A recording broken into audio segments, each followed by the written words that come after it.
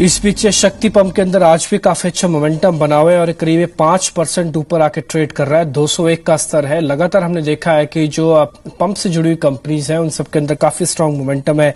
इस बजट से इस सेक्टर को काफी उम्मीदें भी हैं और मानसून भी ये कह सकते हैं इत्तेफाकन इनके फेवर में थोड़ा बहुत आ रहा है क्योंकि कमजोर है। इस पर बातचीत करने के लिए हमारे साथ मिस्टर दिनेश पतिदार है जो कि कंपनी के चेयरपर्सन और एमडी है। दिनेश जी, शुक्रिया समय देने के लिए जी बिजनेस को। आपका शेयर का मोमेंटम तो काफी स्ट्रांग है और मॉनसून भी इसको पूरा फेवर कर रहा है, लेकिन बजट भी एक अहम ट्रिगर है। बजट से इस बार आपकी उम्मीदें क्या है? हाँ मयूर, बजट से हमारी उम्मीदें बहुत कुछ है क्योंकि अब मोदी सरकार आ गई है और जो किसानों के लिए बड़ी प्यारी सरकार बोली जाती है, इसमें मेरे हिसाब से जो मेरा जो सोचना वो ये है कि हमारे देश की जो सबसे बड़ी समस्या है वो आज की तारीख में किसानों को बिजली देना है। अगर हम बिजली दे पाए तो हमारे किसान, हमारे अन्नदाता जो है वो इतने काबिल है कि वो किसी भी देश की इकोनॉमी से लड़ सकते हैं। अब मेरा ये कहना पड़ता है कि जो एग्रीकल्चर सेक्टर में एनर्जी दी जा रही है उसकी कास्ट बहुत ज्यादा है। उस कास्ट को, उस पर बहुत ज्यादा गवर्नमेंट को एक्सपेंसेस करना पड़ रहा है, उसको पहुंचाने में करना पड़ रहा है। उसको दुरुस्त करने के लिए जो सोलर एनर्जी से चलने वाले पंप जो इसमें ऑलरेडी विकसित हो चुके हैं और उनको अगर उनसे चलाया जाए तो मेरे देश की इकोनॉमी उससे बड़ी अच्छी तरीके से सुधर सकती है, क्योंकि जो लाइन लॉसेस है 40% के और वो पूरे तरीके से बचाए जा सकते हैं। नंबर एक, ये तो मैं ये चाहता हूँ कि बजट से हमें ये मिले कि सोलर चलित पंप जो है, पंप्स हैं, उस पर कुछ एमएनआरई को बाजार अच्छा मिले, जिससे कि किसानों को पंप जो कि 3 साल में पहलेगा जाएगा वो उनको मिले। नंबर 1 एक ये है।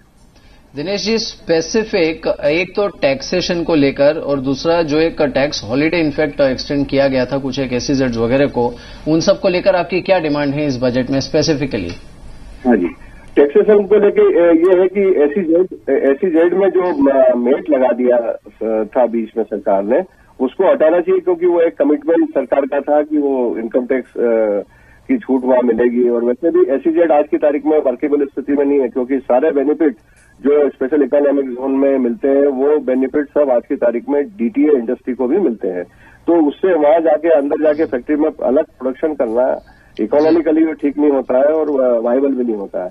तो एक्सपोर्ट का जहां तक मैं ये बोलना चाहूंगा कि एक्सपोर्ट में मोदी सरकार से मेरी ये उम्मीद है कि हम हिन्दुस्तान के इंडस्ट्रीज अपने आप में एक्सपोर्ट करने के लिए तैयार हैं और सरकार का एक डिपार्टमेंट है जो ईसीजीसी करके जो एक्सपोर्ट पैकिंग क्रेडिट में गारंटी प्रोवाइड करता है। अगर वो गारंटी इंश्योरेंस के रूप में प्रोवाइड करता है, वो इंश्योरेंस गारंटी का अगर कवर नोट जिस एक्सपोर्टर के पास में हो, उसे फंडिंग जो पहले फैक्टरिंग के नाम से किया जाता था, वो फंडिंग अगर मिले तो हमारे देश का एक्सपोर्ट हम बहुत ही स्पीड से बढ़ा सकेंगे।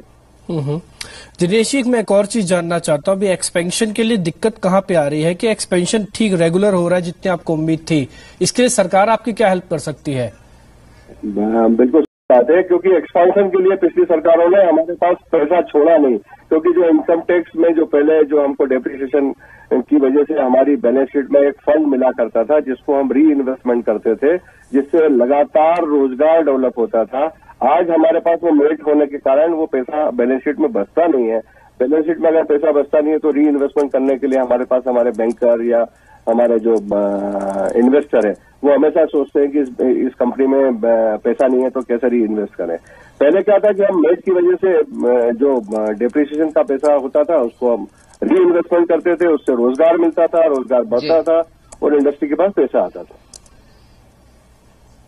बिल्कुल, चलिए बहुत बहुत शुक्रिया हमारे साथ इस बातचीत में शामिल होने के लिए और उम्मीद करते हैं कि बजट सभी को खुश करने में सफल हो। देख लेते हैं जी बिजनेस की एक्सक्लूसिव खबर क्या है।